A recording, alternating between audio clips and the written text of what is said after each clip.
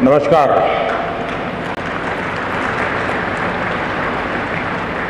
इस ऐतिहासिक कार्यक्रम में हमारे बीच उपस्थित बिहार के राज्यपाल श्री फागू चौहान जी, यहाँ के जनप्रिय मुख्यमंत्री श्री नीतीश कुमार जी, विधानसभा स्पीकर श्री विजय सिन्हा जी, बिहार विधान परिषद के कार्यकारी अध्यक्ष श्री अवधेश नारायण सिंह, उप मुख्यमंत्री श्रीमती रेणु देवी जी,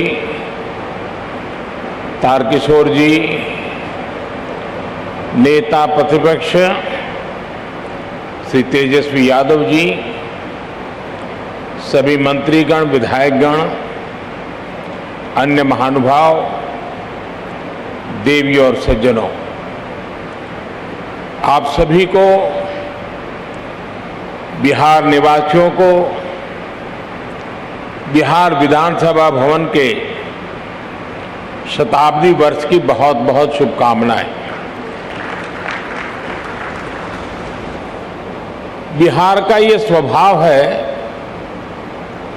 कि जो बिहार से स्नेह करता है, बिहार उसे, उस प्यार को कई गुना करके लौटाता है। आज मुझे बिहार विधानसभा परिसर में आने वाले देश के पहले प्रधानमंत्री होने का सौभाग्य भी मिला है। मैं इस स्नेह के लिए बिहार के जन जन को हृदय से नमन करता हूं। मुख्यमंत्री जी का, स्पीकर महोदय का भी हृदय से बहुत बहुत आभार व्यक्त करता हूं। साथियों, मुझे कुछ देर पहले शताब्दी स्मृति स्तंभ के लोकार्पण का अवसर भी मिला। ये स्तंभ बिहार के गौरवशाली अतीत का प्रतीक तो बनेगा ही, साथ ही ये बिहार की कोटि कोटि आकांक्षाओं को भी प्रेरणा देगा। अब से कुछ देर पहले बिहार विधानसभा म्यूजियम और विधानसभा गेस्ट हाउस का शिलान्यास भी हुआ है। मैं इन विकास कार्यों के लिए नीतीश कुमार जी और विजय सिन्हा जी को हृदय से बधाई देता हूं। मुझे विधानसभा परिसर के शताब्दी पार्क में कल्पतरु के रोपण का भी सुखद अनुभव मिला है। कल्पतरु के विषय में मान्यता है कि हमारी आशाओं, आकांक्षाओं को पूरा करने वाला ये वृक्ष है। लोकतंत्र में यही भूमिका संसदीय संस्थाओं की होती है। मैं आशा करता हूं कि बिहार विधानसभा अपनी इस भूमिका को इसी निरंतरता के साथ निभाती रहेगी, बिहार और देश के विकास में अपना अमूल्य योगदान देती रहेगी। साथियों, बिहार विधानसभा का अपना एक इतिहास रहा है और यहां विधानसभा भवन में एक से एक बड़े और साहसिक निर्णय लिए गए हैं। आजादी के पहले इसी विधानसभा से गवर्नर सत्येंद्र प्रसन्न सिन्हा जी ने स्वदेशी उद्योगों को प्रोत्साहित करने, स्वदेशी चरखा को अपनाने की अपील की थी। आजादी के बाद इसी विधानसभा में जमींदारी उन्मूलन अधिनियम पास हुआ था। इसी परंपरा को आगे बढ़ाते हुए नीतीश जी की सरकार ने बिहार पंचायती राज जैसे अधिनियम को पास किया। इस अधिनियम के जरिए बिहार पहला ऐसा राज्य बना जिसने पंचायती राज में महिलाओं को 50% आरक्षण दिया। लोकतंत्र से लेकर समाज जीवन तक समान भागीदारी और समान अधिकार के लिए कैसे काम किया जा सकता है, ये विधानसभा इसका उदाहरण है। आज जब मैं आपसे इस परिसर में विधानसभा भवन के बारे में बात कर रहा हूं, तो ये भी सोच रहा हूं कि बीते 100 वर्ष में ये भवन, ये परिसर कितने ही महान व्यक्तित्वों की आवाज का साक्षी रहा है। मैं नाम अगर लेने जाऊंगा तो शायद समय कम पड़ जाएगा, लेकिन इस इमारत ने इतिहास के रचयिताओं को भी देखा है और खुद भी इतिहास का निर्माण किया है। कहते हैं वाणी की ऊर्जा कभी भी समाप्त नहीं होती। इस ऐतिहासिक भवन में कही गई बातें, बिहार के उत्थान से जुड़े संकल्प एक ऊर्जा बनकर आज भी उपस्थिति है। आज भी वो वाणी, वो शब्द गूंज रहे हैं। साथियों, बिहार विधानसभा भवन का ये शताब्दी उत्सव एक ऐसे समय में हो रहा है जब देश अपनी आजादी का अमृत महोत्सव मना रहा है। विधानसभा भवन के 100 साल और देश की आजादी के 75 साल, ये केवल समय का संयोग नहीं है, इस संयोग का साझा अतीत भी है और सार्थक संदेश भी है। एक और, बिहार में चंपारण सत्याग्रह जैसे आंदोलन हुए तो वहीं इस धरती ने भारत को लोकतंत्र के संस्कार और आदर्श पर चलने का रास्ता भी दिखाया। दशकों से हम ये बताने की कोशिश होती रही है कि भारत को लोकतंत्र विदेशी हुकूमत और विदेशी सोच के कारण मिला है। और हमारे लोग भी कभी कभी ये बातें बोलते हैं, लेकिन कोई भी व्यक्ति जब ये कहता है तो वो बिहार के इतिहास और बिहार की विरासत पर पर्दा डालने की कोशिश करता है। जब दुनिया के बड़े भूभाग सभ्यता और संस्कृति की ओर अपना पहला कदम बढ़ा रहे थे, तब वैशाली में परिष्कृत लोकतंत्र का संचालन हो रहा था। जब दुनिया के अन्य क्षेत्रों में जनतांत्रिक अधिकारों की समझ विकसित होनी शुरू हुई थी, तब लिच्छवी और वज्जी संघ जैसे गणराज्य अपने शिखर पर थे। साथियों, भारत में लोकतंत्र की अवधारणा उतनी ही प्राचीन है जितना प्राचीन ये राष्ट्र है, जितनी प्राचीन हमारी संस्कृति है। हजारों वर्ष पूर्व हमारे वेदों में कहा गया है, त्वाम विशो वृणताम, त्वाम विशो वृणताम राज्याय त्वाम मिमाहा प्रदिशः पंचदेवी। अर्थात राजा को सभी प्रजा मिलकर स्वयं चुने और विद्वानों की समितियां उसका निर्वाचन करें। ये वेद में कहा गया है, हजारों साल पूरे ग्रंथ में कहा गया है। आज भी हमारे संविधान में सांसदों, विधायकों का चयन, मुख्यमंत्री, प्रधानमंत्री, राष्ट्रपति का चयन इसी लोकतांत्रिक मूल्य पर टिका हुआ है। एक विचार के रूप में हमारे यहां लोकतंत्र इसलिए हजारों वर्षों से जीवित है क्योंकि भारत लोकतंत्र को समता और समानता का माध्यम मानता है। भारत सह अस्तित्व और सौहार्द के विचार में भरोसा करता है। हम सत्य में भरोसा करते हैं, सहकार में भरोसा करते हैं, सामंजस्य में भरोसा करते हैं और समाज की संगठित शक्ति में भरोसा करते हैं।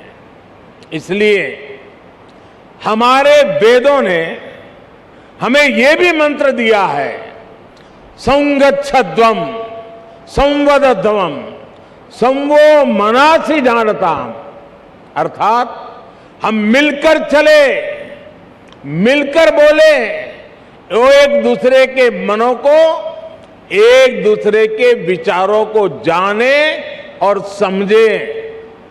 इसी वेद मंत्र में आगे कहा गया है, समानो मंत्र समिति समानी समानम मनः सहचित्तमेशम, अर्थात हम मिलकर समान विचार करें, हमारी समितियां, हमारी सभाएं और सदन कल्याण भाव के लिए समान विचार वाले हो और हमारे हृदय भी समान हो।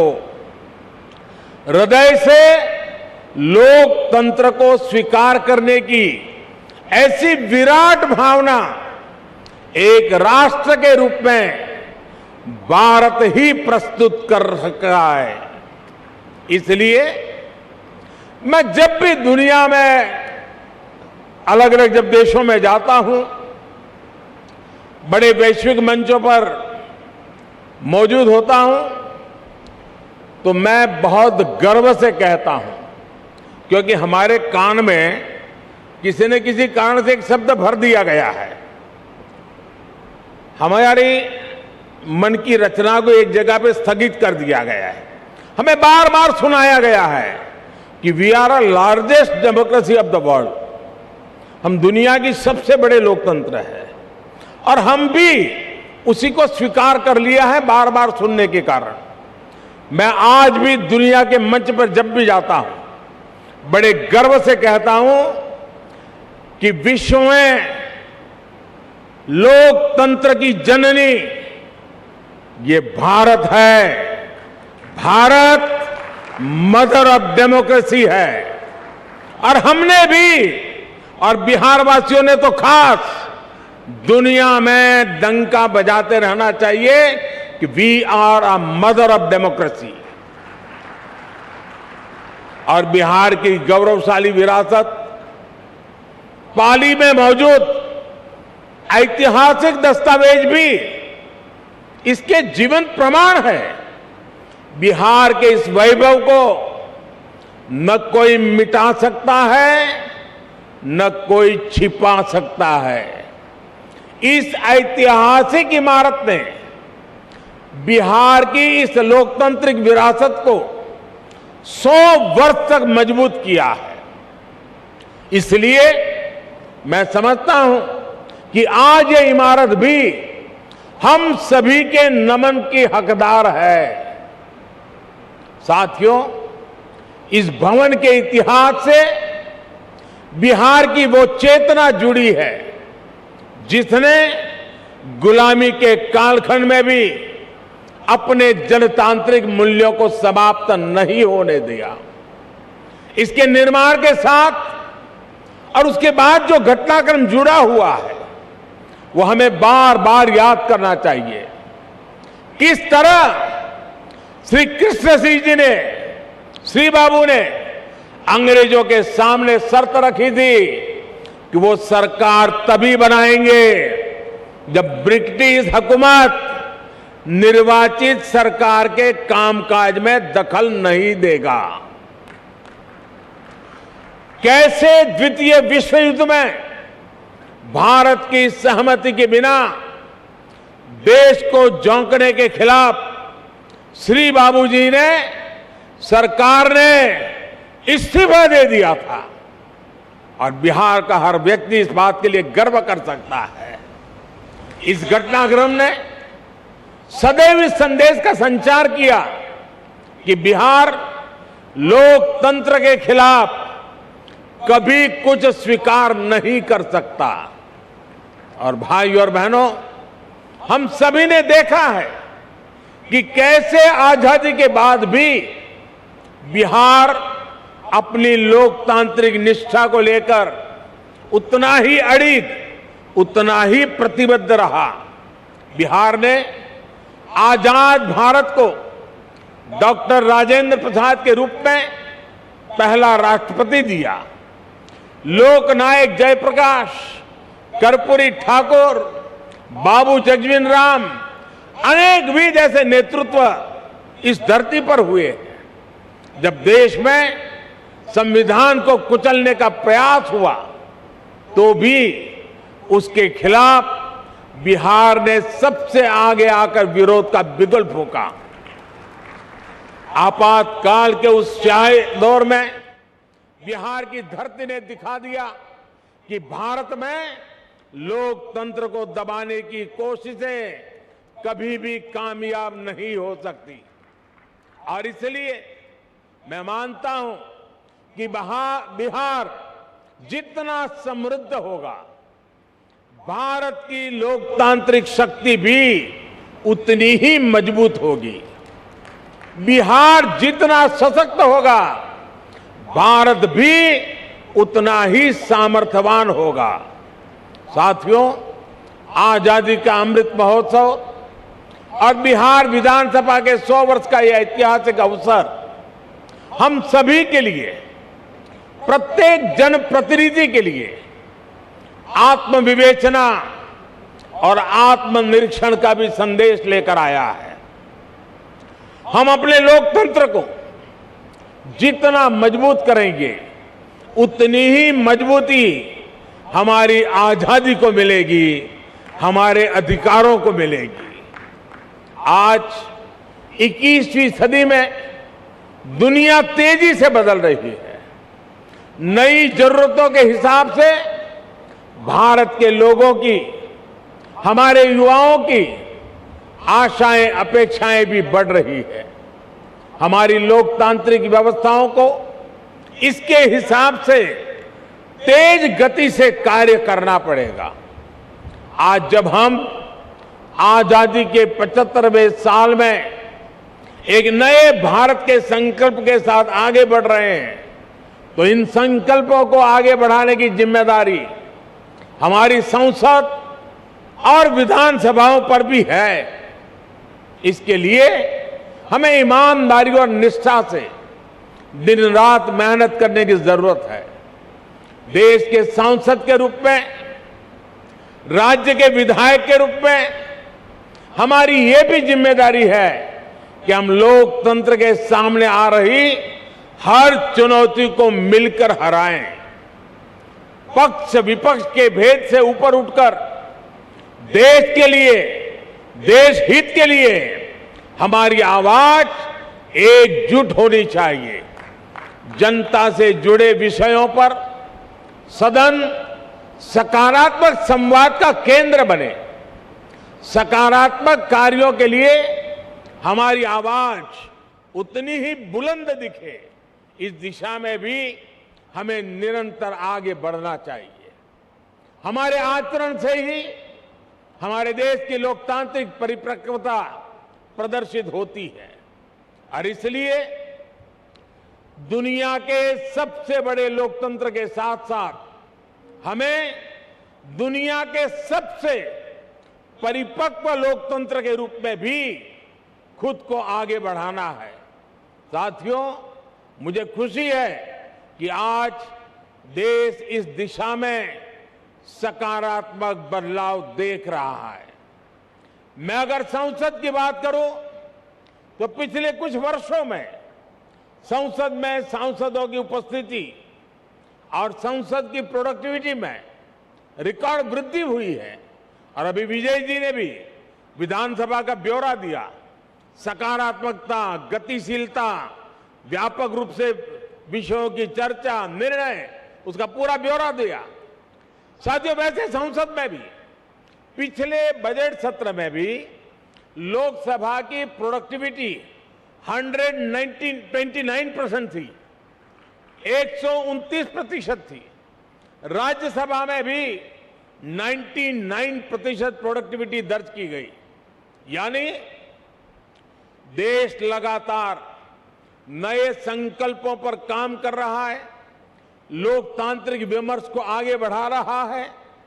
और हम सभी जानते हैं कि जब लोग ये देखते हैं कि उन्होंने जिन्हें चुनकर भेजा है वो मेहनत कर रहा है, सदन में उनकी बात गंभीरता से रख रहा है, तो उनका भी लोकतंत्र पर विश्वास और बढ़ता है। ये विश्वास बढ़ाना भी हम सबकी जिम्मेदारी है। साथियों, समय के साथ हमें नए विचारों की जरूरत होती है, नई सोच की जरूरत होती है। इसलिए जैसे जैसे लोक बदलता है, लोकतंत्र को भी नए आयाम जोड़ते रहना पड़ता है। इन बदलावों के लिए हमें केवल नई नीतियों की जरूरत नहीं पड़ती, बल्कि पुरानी नीतियां और पुराने कानूनों को भी समय के अनुसार बदलना पड़ता है। बीते वर्षों में संसद ने ऐसे करीब 1500 कानूनों को खत्म किया है। इन कानूनों से सामान्य मानवी को जो दिक्कतें होती थी, देश की प्रगति में जो रुकावटें होती थी, उनका समाधान हुआ और एक नया विश्वास भी पैदा हुआ।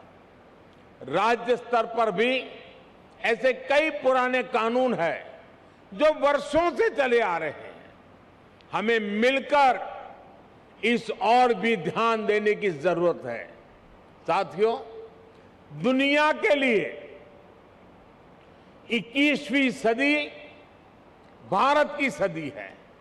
हम लगातार ये सुनते आए हैं, कई लोगों के मुंह से सुनते हैं, दुनिया के लोग बताते रहते हैं। लेकिन अगर मैं भारत की बात करूं तो मैं कहूंगा कि भारत के लिए ये सदी कर्तव्यों की सदी है। हमें इसी सदी में अगले 25 सालों में नए भारत के स्वर्णिम लक्ष्य तक पहुंचना है। इन लक्ष्यों तक हमें हमारे कर्तव्य ही लेकर जाएंगे।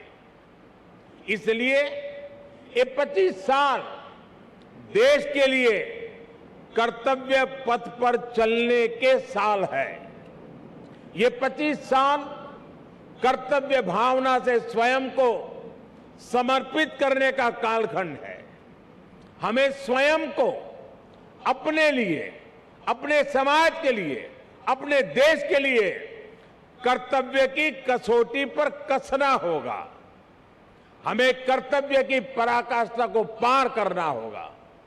आज भारत वैश्विक पटल पर जो कीर्तिमान स्थापित कर रहा है, आज भारत जिस तेजी से वैश्विक ताकत बनकर उभर रहा है, उसके पीछे कोटि कोटि भारतवासियों की कर्तव्य निष्ठा और कर्तव्य भावना है।